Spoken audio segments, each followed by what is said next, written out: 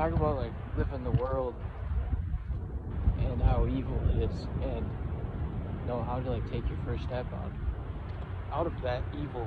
Something that I was dealing with for about 5 months into getting healthy. I found Jesus. It could be like you going out to hang out with your family more, or a better group of friends. It's like brushing your teeth in the morning. You gotta brush your teeth in the morning to get the pearly whites. It's baby steps. It's like you're reborn, just came out of your mother's womb. You're taking baby steps on how to walk. It's really strange because you can't really think like that once you're in the world and you're living in it, and that's the thing where a lot of people get, I don't want to do it. That's how I was. I didn't really want to do it. I was lost, I was scared. We have a very spiritual body. Take your first step. That's where it all starts. All these groups that are more beneficial in your life than like going to the bar, or gambling, or watching porn. Some people might have like a real crucial moment in their life where it's like, dude, now what do I do? You know what I mean? You could go to rehab. But what are you there for 50 days? And a lot of rehabs are probably Christian, some are. You go there for 50 days like I did, and then you can, you could definitely heal your addiction. Your body's gonna get immune to that 50 days, and then you're learning about all these, how to get, what to do when you get out of rehab, what to do when you get out in the real world. And the better option is to go through the church. And that's what I did. I took my first step, and it's probably the best option I could ever ask for. When my parents started, I started getting a better relationship with my parents. I said, I love you, Dad. I was like, I love you, Mom. I never said that at all, And you want to say that to your parents, We have such a spiritual body. We don't want to lose that as humans at all. And I can tell you this, I came from getting adopted from Russia, leaving everything behind and going, when I hit high school, everything went wrong. It was always as I was living the college life in high school, and it was like everything seemed so unfair. I wanted to do what everybody else was doing, live in that world. And I'm just thankful that, I did get baptized in the Holy Spirit. And my dad forced me to go to church. Talking about that too, a lot of people want to follow their parents. Sometimes you gotta love God and Jesus more than your parents. That's what you need to do. Because I love Jesus more than my parents, all my friends and family.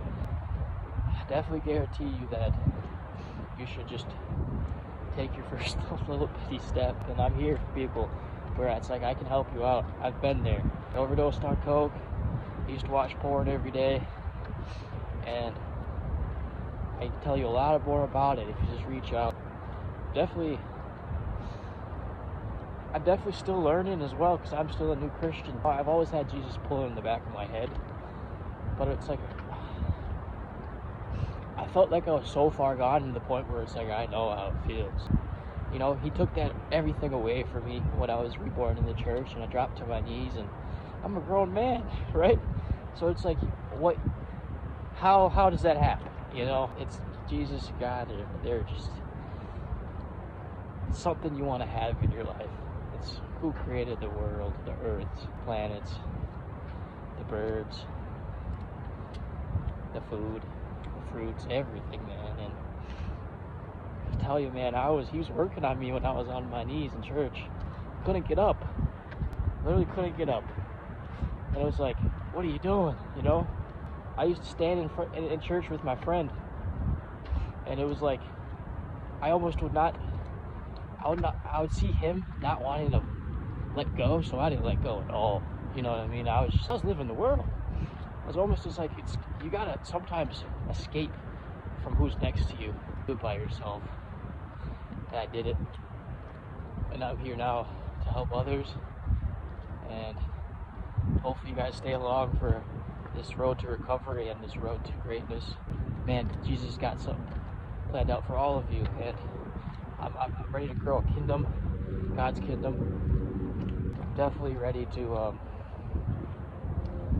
excel in what I'm doing. You know, I'm ready to just push hard. I want to reach all these goals, but that's another thing too. You need to slow down.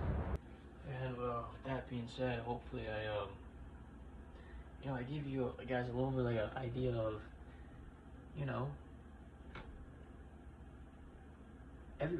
God has a plan for everybody. Like you might be so lost into something and live in a world where it's like you might just be too far gone, but you know, Jesus can't give you something you can't handle, you know. And I never would have thought I'd be, you know, running and walking every day now, and it's like now I'm eating these healthy foods, and I never thought I would be doing this at all. Like I said, I was just smoking, drinking, doing coke, and everybody will get that. You gotta surrender. You gotta surrender to Jesus. And the devil comes in and he'll deceive you and he'll give you thoughts that are just so like, what are you doing? You know. And trust that gut feeling. Trust that gut. That when you get the shivers and you're just like, oh, you know. I get that all the time from at church or praising like Jesus at church. I get that. I get that feeling, and that's the Holy Spirit, and that's the relation you have with Him. When you get that, it means it's a good idea, not a bad idea. And yeah, hopefully we stick together as a family, guys. I got a lot of plans ahead of my journey through you guys and Jesus Christ. But let's get it, man. I can't be more happier to have you guys on this journey with me.